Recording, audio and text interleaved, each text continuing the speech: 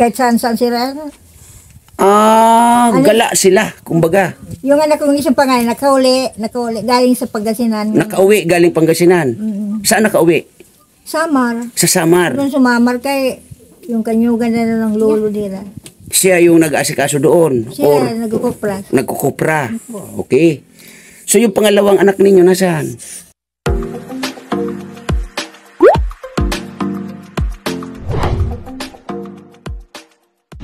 Isang mapagpalang araw mga kalingap, mga kababayan, ano? At ayan, nandito na naman tayo muli sa Kabukiran, no? Ayan, no? Ayan. At ayun nga, babalikan natin yung isang senior citizen dito, no, na si Nanay Sinaida, na nananawagan doon sa kanyang mga anak. At ririgaluhan natin ito na galing kay Maricel Mostera. Miss Maricel, ayan, ihatid na po natin galing sa iyo. At kasalukuyan, kasama pa rin natin Willie Vlogs, no? Unang-una, nagpapasalamat tayo, Kuya Bal Santos Matubang, Athena Vlogs, Kalingap Rab. Mga kalingap, mga kababayan, tara, samahan nyo kami at alamin natin at kumustahin muli sila. Let's go. Yan, dito tayo. Na naman sa dating daan, no? Yan. Kabukiran.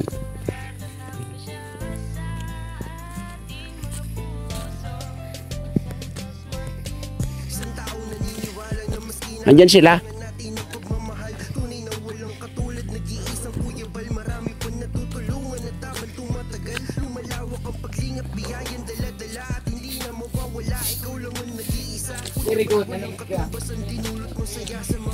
Hello po, Nanay. Good morning. Oh, ang linis. Kumusta, Nanay?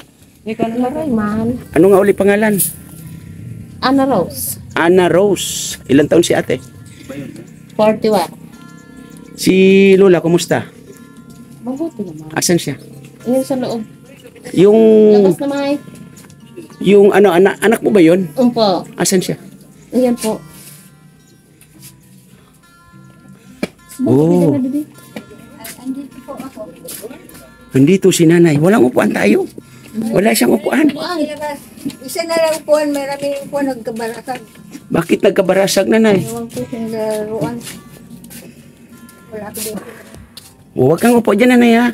Ate, dito. Ikaw na lang upo. Hindi. Huwag na, Nanay. Ikaw na lang po. Kumusta po ikaw? Ako? Opo. Ano ang sitwasyon mo sa ngayon? Ganun pa rin. Ganun pa rin ako. Ganun pa rin. Opo. Ilan taon na nga po pala kayo, Nanay? 74 na. Ano mo sila na 74? 74 na pala si Nanay. 73 pa lang yan. Pero 74 na tapos naman ang Kumusta yung iyong mga anak? mga anak ko. Wala rito. Wala rito. Kaya nga, di ba may upload ako sa inyo o may vlog ako sa inyo na una? Wala bang nangumusta sa inyo? Isa lang doon sa inyong anak? Wala po. Oo. Noon kasi dati alam niya kaya hindi na nagatatawag sa akin. Pero pwede kayong tawagan. Hindi ko alam, wala number. Walang number. Wala po. Gusto mo ng number? Hindi ko number kaya hindi masyado ako nakakaman. Hindi ka nakakita. Ate, Ana Rose. Kumusta ang sitwasyon ni Nanay? Ganun pa din. Walang Ganun pa pinagbago. Walang pinagbago. So yun nga, yung dun sa unang upload ko sa inyo, wala bang nangumusta man lang? Isa man lang sa Wala man lang po. Wala man po. Grabe naman. Matiis talaga mga kurs. Matiis talaga mga anak. Wala pera daw. Kung nakita nila yon, nag-update man lang. Wala man. Kasi hindi makapunta, mag-reply lang. Wala talaga. Wala siguro cellphone. Walang cellphone. Noon mayroon yan, so nandun ako pa. Ngayon nandito na ako, wala na. Wala na. Wala. Ilan pa lang anak mo, Nanay? Sa tunay ko talagang personal, dalawa. Dalawa. Po. Tapos, Mga sa pangalawa? wala. Wala. So, Ate Ana Ros, may tanong po ako sa inyo, no? Nanay ha, tanungin ko muna si Ate Ana Ros, no? Oh, wait lang po dyan, ha? Si Nanay, ano pangalan ulit ni Nanay? Sinayda. Nanay Sinayda, ang sabi niya, di ba may asawa siya sa tunay, may anak, 2. So, nasan yung tatay ng mga anak nila? Patay na po. Patay na. Patay. So, ngayon, ito si Nanay, nag-asawang muli. Opo. Bali. Ayaw ko sa magbayo. Pinire-receive. Na ano na lang. Hindi, Nanay, kausapin ko muna, Nanay, ha? Opo. Para mas maliwanag, Nanay. Kasi gusto namin malinaw ang kwento ninyo, no? Okay po. Yung pangalawang asawa ni Nanay, taga saan? Ano po yun? Antique. Manila. Antiki. Sa Antique daw yan. Taga Antiki yun. O sige, si Nanay na lang. Kausapin ko, Nanay, ha? Yung una mong pangasawa, Nanay, taga saan? Samar. Taga Samar. Taga Man. Okay. Yun yung mga kwagari-arian sa mga ama. Yun ang mayroong ari-arian. Asan po siya? Sa Samar patay man. Patay na? Oo. Okay. So, yung pangalawang asawa mo, taga saan? Ay, yun. Taga Iloilo po. Iloilo. Antiki. Antique. So, nasan siya ngayon? Wala na. Nasaan? Nasa impyerno. Pero, Nasaan siya, Nanay? Patay na rin. Ano yan, may mga picture dito. Oh, hindi, Nanay, tinatanong ko kasi yung detalye. So, ang pangalawa mong asawa, patay na rin. Oo. Tama. Paano ka napunta dito sa Bicol, dito sa Dunsol, Sorsogon? Nagbista lang ako didi, kaya gusto namin didi makatira. Bumisita kayo dito kasi gusto nyo ditong tumira. Bakit? Kaya nag-upa kami doon bahay Saan?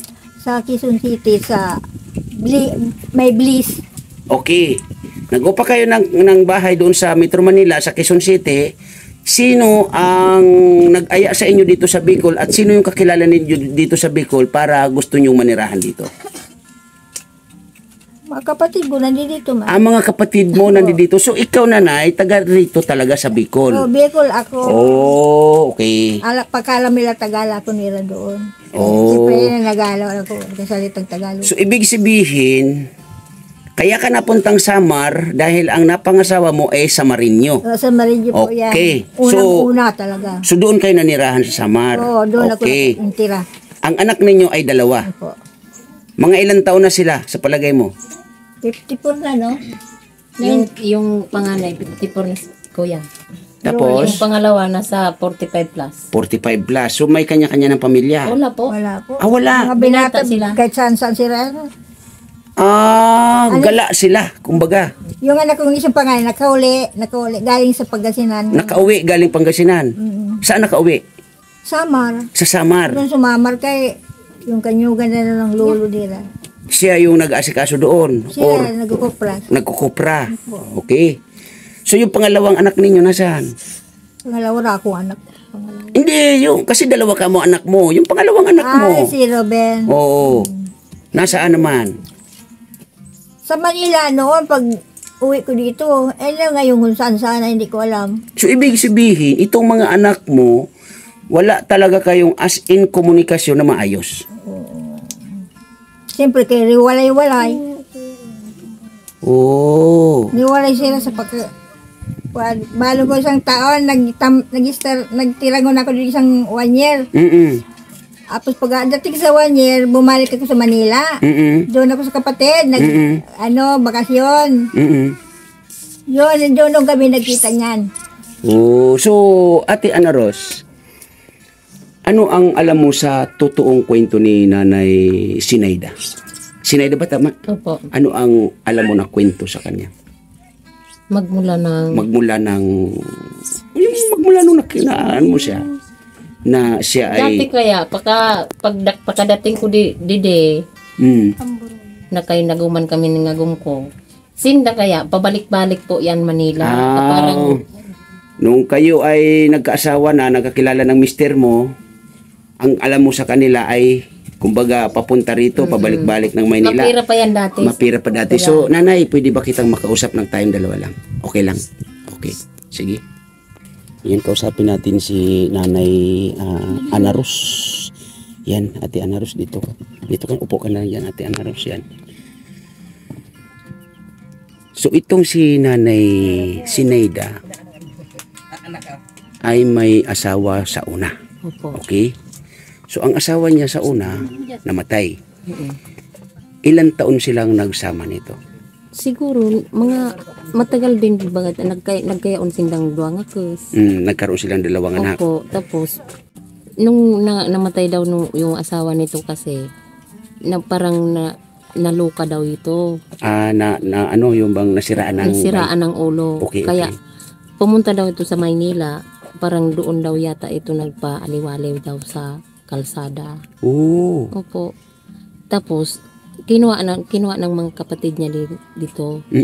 Inuwi dito. Ang nag-asikaso daw niyan, yung ina, inuwi daw na yan dito. Tapos nung naulian na daw baga. Yung gumaling na? Gumaling na daw. Nagpa-Manila naman daw yan. Okay.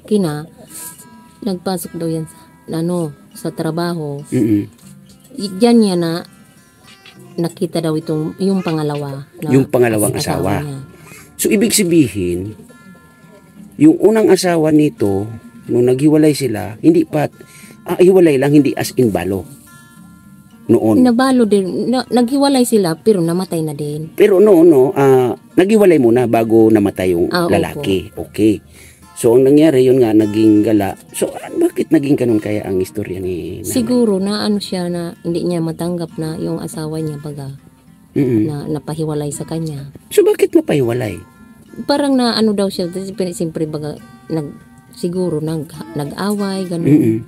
Nagkabalik daw ito nung namatay na din yung asawa niya. Oh. So, yun nga. Kasi, nakakilala ka mo ng itong pangalawang asawa. So, nung nakilala niya itong pangalawang asawa, kumusta naman yung kanilang naging pagsasama? Ayos naman po, kahit nga sa pang araw-araw nila, bastante yan. Akala ko nga, maano na yung pagsasama baga nila king sa kon baga, mayaman. May kaya. May kaya yung okay. Sa kumpanya yung trabaho ng lalaki. Yun lang nung matanda na sila, parang na bagang hindi na niya kayang magtrabaho, yung asawa niya. Dito na lang sila nagpirme sa Bicol. Yung inaasahan nila, yung pension na lang niya. Nung asawa ni May. Lalaki. So, buwan-buwan, pension. Teka, pupunta tayo dyan sa pension. Pero bago yan, kasi ang kwento niya, nanirahan sila sa Quezon City. Quezon. So, ibig sabihin, doon sila naman lagi sa Quezon City. Opo. Okay. Nung nandoon sila sa Quezon City, maayos ang kanilang pamumuhay. Maayos. So, bakit naman nawala na ng trabaho itong Senior lalaki? na din. Dahil na rin sa edad. Senior. Okay. So, ngayon, nung naging senior na, ay umuwi sila rito. Opo. Oh. At yung bahay na yan na tinitirahan nila, ano yan, kanila? Opo. Kanila talaga. Pinagawa nila yan nung umuwi na sila dito. So may may kaya, Opo. no? Paano naman naubos yung kanilang pera? Siguro sa katagalan man baga, siyempre, wala nang ipagasuporta yung sa pension niya. Dahil yung pension kaya nito, nung namatay yung asawa niya, nawala.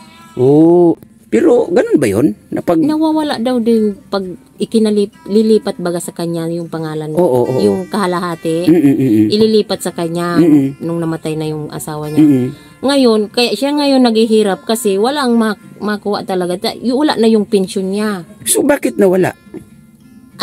Ilinilipat daw yung pangalan sa kanya. Tapos? Nawala yung pension baga. Paano? Kasi nilipat na kamo sa kanya tapos nawala. Paano yun? Pinaprocess pa daw po.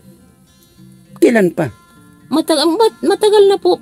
Mula nang namatay yung asawa niya ngayon. Ilan taon nang namatay yung kanyang asawa? Wala pa naman taon. Mga So sino ang nagpa-process niyan or nagmamanage, naglalakad? Ako po. Ikaw. Ako. So saan mo nilalakad yan, ate? Sa Sursugon po. So, magkano yung nagiging pensyon ni tatay noong nabubuhay pa siya? 3,800. 3,800. So kung kalahati, meron si nanay matatanggap ng almost 2,000, no? Opo. Sayang, no? So sa pagpo-process na to, kasi ikaw naglalakad, ano yung naging resulta? ano po, mula nang linakad ko yan, ang sabi sa akin, maghintay na lang daw po ako. Ano na lang daw niya ako, iti-text. Kaso po, wala pa talagang signal kung kailan daw pong lalagyan ng laman yung ATM niya. Oh, so hindi ba pwedeng mapuntahan mo kung saan mo nilakad o saang opisina? Opo, diyan sa Dunsol, pinupuntahan ko, monitor ko lang. Okay. So gano'n na lang ate, no? Ang ano pala ng kwento nito ni Nanay Sinaida ay talagang okay naman sana noong umpisa noon. Pero yan ang hirap, ano? Yung magmumula ka sa kaginhawahan tapos bigla-bigla ka na lang. Oo, yun ang mahirap. Yun nga ang inaano ko sa mga anak niya. Noon pa man, inaano ko sa kanilang marami silang na ano sa kay May. Ngayon, nawala na si May. Wala rin sila. Bakit hindi na nila intindi? Yun ang mahirap din kasi yun nga ang kwento nga ni nanay doon sa una, no, ay yung mga anak pala nito ay wala rin pamilya. So parang wala rin silang maiisip na maayos. Opo. Pwede. So sa ngayon, ikaw ang lahat-lahat. Sa'yo lahat. Opo. Pagkain, pag-asikaso, Opo. kung ano man. Kasi unang-una nga ay ito ay hindi na nakakakita ng maayos. Pero nakakaaninag pa naman siya. May aninag daw siya maitim. Kaya hindi siya kapa-kapa. So yung anak mo nasan nga uli? Doon na. Dali. Patawag si Ate Donna. Dito kayo ate. Para dito tayo magkakwentuhan ng maayos ni Ate Donna. Ayan, si Ate Donna. Dito ka ate. Sa tabi ni mama mo. Ayan. Ikaw Ate Donna, kumusta naman ang iyong pag-aaral? Okay naman po. Okay naman. So anong grade ka na nga pala? Grade 10. Grade 10. So doon sa unang ano natin, pag-uusap, natingga siya ng pag-aaral Isang niya. taon. O 1 year. Opo. Kumbaga nahinto siya. So hindi masyadong klarado sa akin kung ano yung naging sanhi, bakit nahinto siya ng 1 year. Kasi po, magmula ng nagkasakit, hindi ko po alam kung sakit na pa talaga yun. Hindi ko naman siya napacheck upan. Siguro, dinamdam na niya. Kaso hindi man lang sa akin nagsabi na yun may dinamdam pala siya. Nung nag-aaral na po siya dyan, lagi siyang nahimatay. Sabi ko, bakit daw kaya laging nahimatay to? Sabi, pag dumating na daw sa paaralan, pag nakikita ng mga kaklase yata niya, nagsasabi man daw sa kanila na para daw siyang naninigas na ang mga katawan. Namalayan nila, nakabulagta na. Pag minsan nga, namalayan ko sa ospital na to. Sabi ko, bakit kaya nasa ospital na naman? Sabi ko, kaya napubya din ako. Kaya hindi ko na siya pinapasok. So, paano siya naging okay at nakapasok muli sa kanyang school? Ngayon po, parang nakontrol na yung sarili niya na pag maghihimatay siguro siya. Kinukontra niya siguro. Ngayon, na niya yung sarili niya. Kumbaga, kinakaya niya na. Opo. So, yun nga ate, pangalan uli? Donna. Wala naman kayang nanliligaw sa'yo? Mayroon naman po yan, mangliligaw. Meron manliligaw? Alam ko naman po. Oo. Ang kaso, pag siguro noon, parang hindi niya parang hindi niya baga brinik niya yata. Hindi mo kinaya, kaya ganun. Brinik mo na siya. Very good. Very good yan. Very good yan. Kasi alam mo, ang boyfriend, sakit lang sa ulo ninyo yan. Ano ka nasisira, ulo? Yung mga lalaki na yan, sakit lang sa ulo ninyo yan. 2 beses na yan! O diba nakaramdam ka ng sakit? Yung sakit sa dibdib, yun. Ilan taon ka na nga? 16. 16 years old. So nasa stage ka pa ng talagang hindi mo pa kayang kontrolin ang sarili mo. Pero isipin mo nandito sila mama mo at mga kapatid mo, papa mo. Yun ang importante na maibigay mo unang-una ang pangarap mo. sa kanila. Okay? So, tayo doon kila Lola. Nakatila ka, oh. Okay lang yan.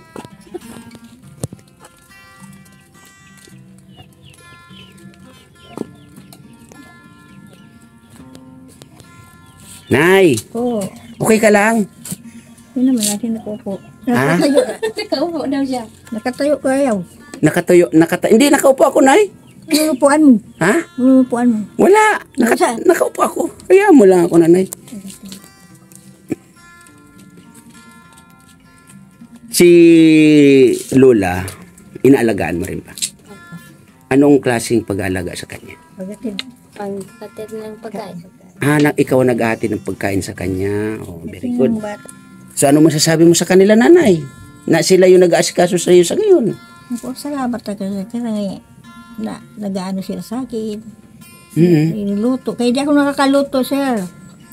So, paano yan? Pag may bigas ka, may ulam, hindi ka nakakapagluto. Hindi, bigpaluto ko sa kanila. Sa kanila, marunong ka magluto nini. Eh, hinalo ko sa kanila eh. Sinasabay mo na sa kanila. Kaya hindi ako marunong ko magsaing. Oo. Kaya na nga, diferensya ako matay. Hindi ako nakakasaing ka. Madilim. Hindi ko makita. So, Nanay, Anaros, sa palagay mo ba, yung pag-asikaso mo kay Nanay Sinaida ay pabigat pa sa iyo? Pag minsan, naiisip ko din, pag stress na talaga ako. Pag minsan nga, nagibi ako. Umiiyak ka. Oo. Siyempre baga, hindi ko kuan kung aliran uunahin ko. Yung sa mga anak ko baga, so siya. Mm-mm. Pag minsan, nagibi talaga ako. Pero, Nakaya man. pero dahil sa ganito yung sitwasyon ni Nanay, hindi mo siya kayang pabayaan. Hindi po talaga. So, salamat, Ate Hanggang, Anaros. No? hanggang dito talaga siya.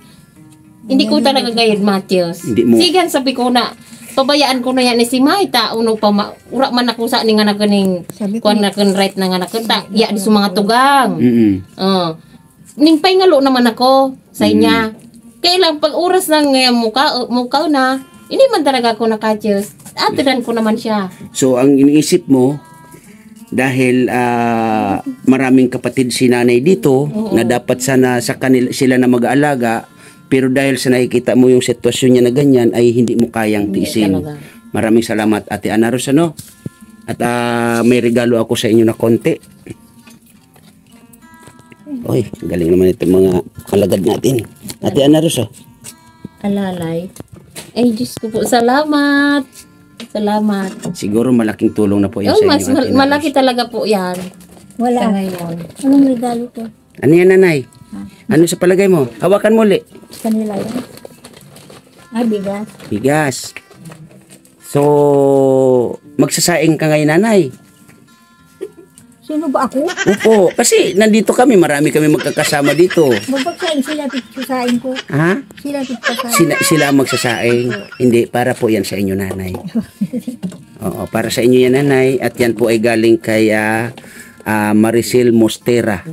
Marcel Postero. Opo, yan. Galing po yan, Ate Anaros, kay Maricel Mostera.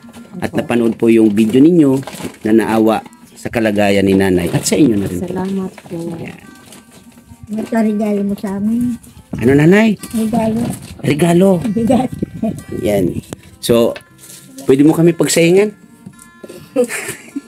Kasi marami kami magkakasama dito. Pwede po. Pwede. Yan. Para sa inyo yan, ha? Para sa inyong lahat. At kasama na si Nanay. No? Maraming salamat po sa nag-donate po ng bigas. Kasi po, talagang malaking tulong po ito sa kanya.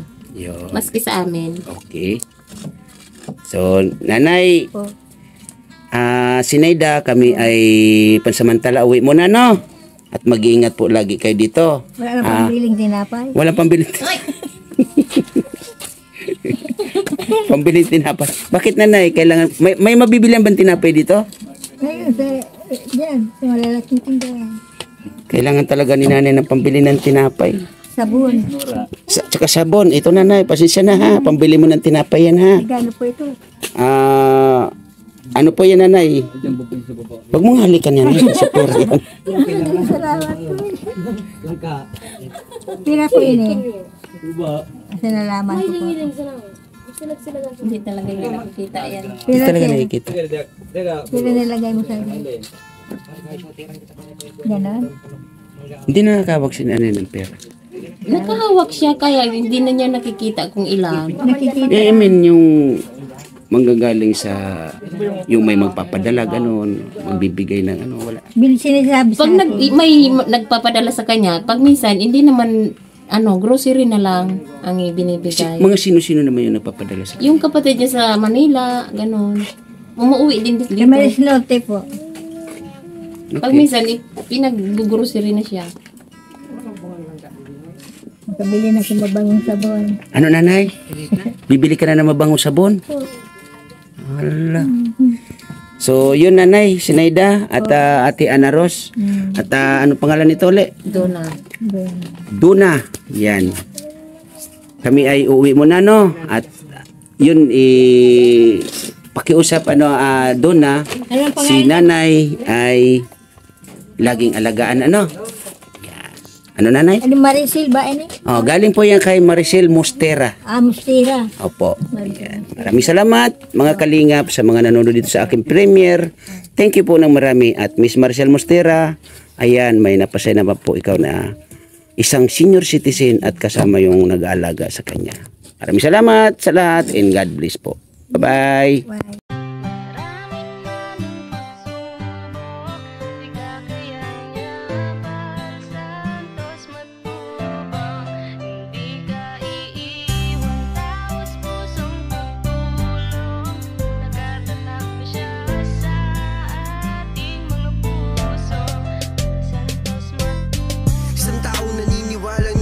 Kailangan natin ng pagmamahal, tunay na walang katulad, nag-iisang Kuya Bal. Marami pa natutulungan at habang tumatagal, lumalawak ang paglingap, biyayan dala-dala at hindi na mawawala, ikaw lang ang nag-iisa. Kuya Bal, walang katumbas ang dinulot mong saya sa mga taong tinulungan mong hindi naging iba. Itinuring silang kapamilya kahit di mo kadugo, ginabayan, inalalayan mo sila ng totoo. Tunay na walang katulad, kaya ka pinagpapala. Sana ingatan mo pati ang kalusugan mo, ikaw ang liwanag sa dilim at sa kanila naniwala. Kuya Bal, na